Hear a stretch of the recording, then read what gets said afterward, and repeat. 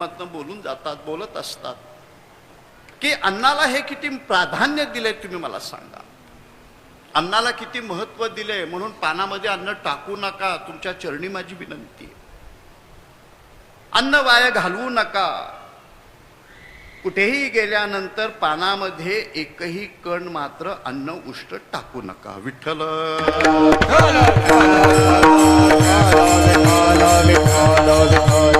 माणसाला एवढं जरी कळलं ना, एवढं जरी त्याला कळून चुकलं ना, अरे आपल्याला हे टाकायचं नाही. कारण काय, शास्त्रामध्ये अन्नाला हे पूर्ण ब्रह्म म्हटलेलं आहे. म्हणून तुम्ही ज्याच्या हातचं अन्न खाता तो पवित्र पाहिजे माणूस. कोणाच्या हातचं अन्न खाता येत नाही.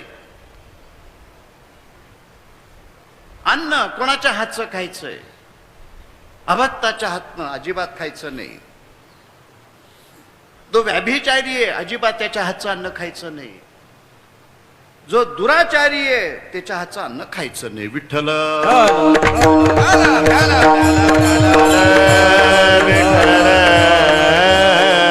म्हणून ज्यावेळेस आपण जे अन्न आपण ग्रहण करतो आणि अन्न ग्रहण केल्यानंतर त्याच्यावरती आपण तुळशीचं पान ठेवतो. लक्षात घ्या बघ, तुळशीचं आपण पान ठेवल्यानंतर प्राणाय स्वाहा, अपानाय स्वाहा, व्यानाय स्वाहा,